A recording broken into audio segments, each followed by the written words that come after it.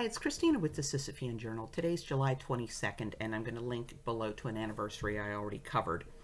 But today I want to draw two threads together, one I've spoken about before and one I haven't spoken about before.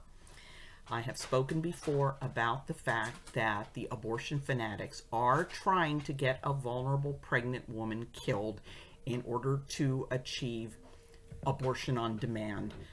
And if we look at what California and New York and I think Virginia put on the books, not merely abortion, but if the baby survives, just wrap it in a towel and let it die, because it's supposed to be a dead baby, not a live one.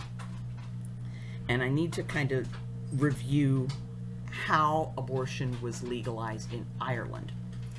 And the way they achieved that was by letting a vulnerable pregnant woman die and then blaming it on pro-life laws. And the woman in question was named Savita. And I'm not going to try to pronounce her last name because I'm going to butcher it. This woman doesn't deserve to be having her name butchered.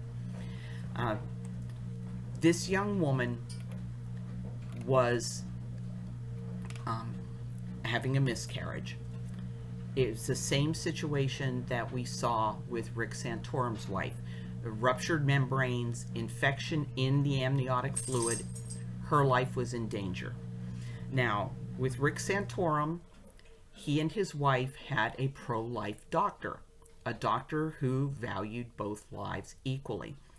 And that doctor indicated, look, there's nothing we can do. The longer she remains pregnant, the greater the risk that she's going to die. There's nothing we can do to save your baby. I'm sorry.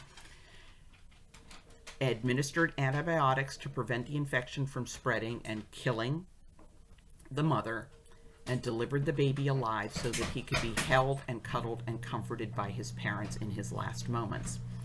Savita was in exactly the same situation. But instead of providing her with antibiotics and inducing labor to end the pregnancy that was threatening her life, and you have to understand, pro-lifers have nothing against ending pregnancies. Pregnancies tend to end on their own at around 40 weeks. We have a problem with deliberately killing the occupant of the uterus. This doctor admitted her to the hospital with an infection and did not administer any antibiotics. And reportedly, Savita and her husband had asked for the pregnancy to be ended because she was in so much pain, and there would have been no reason, even under the very strict pro-life Irish law, there was no reason to not end this life-threatening pregnancy. You first administer plenty of antibiotics. You get that woman on IV antibiotics because you don't want to risk this infection spreading. And you induce labor, and you let her hold and cuddle and comfort her baby as he unfortunately dies. It was legal in Ireland. That doctor could have chosen to do that, but instead he chose to say that he can't do anything until the baby's heart stops because Ireland is a Catholic country. There was nothing that would have prevented him from administering antibiotics to this young woman. Even if he did not choose to induce labor, he still could have administered antibiotics, and he chose not to, and this resulted in the young woman's death. And the abortion advocates used that to claim that he was not permitted to save her life because of abortion laws. Okay, so you get that. It was an absolute lie. There was nothing in the law that would have prevented him from administering life-saving antibiotics. He chose not to administer the life-saving antibiotics. There's absolutely no reason they could not have induced labor to end this life-threatening pregnancy. He did not induce labor to end the life-threatening pregnancy. Instead, he simply said, I'm not allowed to dismember your baby and let her die. And we recently had a situation in the United States where it looks to me like they were trying to create an American Savita. And this was a woman in Idaho, okay, a young woman named Nicole Miller, who 20 weeks into her pregnancy was hemorrhaging. She was suffering from what's called placental abruption. That's when the placenta starts to separate while the baby is still in the womb. Now, the proper treatment, perfectly allowable under Idaho law. If you look at the Evangelum Vitae put out by the Catholic Church prior to Pope Francis coming aboard, You are allowed to end a pregnancy to save the mother's life. And in this case, Nicole's baby was doomed. Everybody knew Nicole's baby was doomed. You had placental abruption. She was hemorrhaging. Her life was in danger. The appropriate treatment at that point, perfectly legal treatment at that point, would be to keep her there in the hospital, where if you need to, you could administer transfusions. Keep her there in the hospital, where if you need to, you can perform emergency surgery, and then you induce labor to end this life-threatening pregnancy. And the result would have been that her sad little doomed baby would have died in his mother's arms, being held and comforted and loved.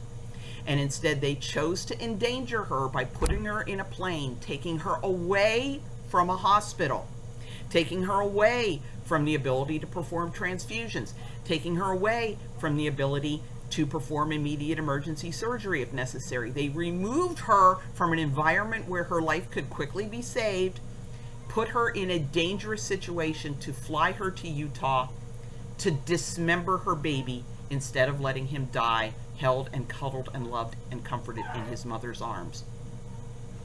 Okay? This was an attempt on her life. This was an attempt to let a woman die like that doctor let Savita die. And the pressure among pro-abortion doctors to create a corpse before the election is going to be ramped up now. Okay? Trump is surging in the polls because somebody tried to shoot him and he bounced back and is showing incredible courage. I think the courage he showed wasn't the day of the rally when he bounced back up and the adrenaline was still running. The courage was when he went to the RNC, went back into public in front of a crowd again, where somebody could be out there with a gun and try to shoot him. Abortion is the leverage that the Democrats are going to try to use to defeat Donald Trump. They don't like him, not because he's an insurrectionist, not because he's Hitler, but because he wants to drain the swamp. Okay? So we got the swamp monsters and the pro-abortion people, and you draw a Venn diagram, there's a lot of overlap between the swamp creatures and the abortion advocates. They're going to try to get a woman killed quickly. They need her to die prior to the election so that they can try to hang her corpse around Donald Trump's neck. They are going to continue to endanger vulnerable pregnant women. And first of all, I am calling out to the pro-life movement. We need to have a unified message that, first of all, these laws have a life of the mother exception that they don't actually need. Because you're allowed to terminate the pregnancy. There's no logical reason to stop and take extra steps when this woman's life is in danger, to do additional things to kill the baby first before you end this life-threatening pregnancy. What these abortion advocates want to do is delay the termination of the pregnancy in order to achieve fetal death. You need to wrap your heads around that. They want to delay terminating the pregnancy so they can terminate the life of the fetus. It's hard to believe that people are that evil, but they are. Okay? The pro-lifers need to have a unified message that if you have a doctor who is telling you he cannot provide treatment to you in pregnancy because of some anti-abortion law, that doctor is either grossly misinformed or that doctor is lying. You need to contact either the American Association of Pro-Life OBGYNs or you need to contact your local pro-life pregnancy center so they can get you to a doctor who is going to provide you with care. And if you don't have time to do that, you need to go to an emergency room. They are trying to get a woman killed. They've got until November 5th to get that woman killed. They are working on it. They're working on it hard. They have all of their publicity materials ready, like they did when Savita died. They're ready for it. First of all, just because we don't want the woman to die, but second of all, we don't want people that evil to be in charge. People who are willing to kill the very pregnant women that supposedly they are there to protect. We need to get the word out. If a doctor is saying he cannot provide care because of an anti-abortion law, that doctor is either misinformed or lying. This is happening because the abortion swamp creatures need a dead woman to win the election. Don't let them do it.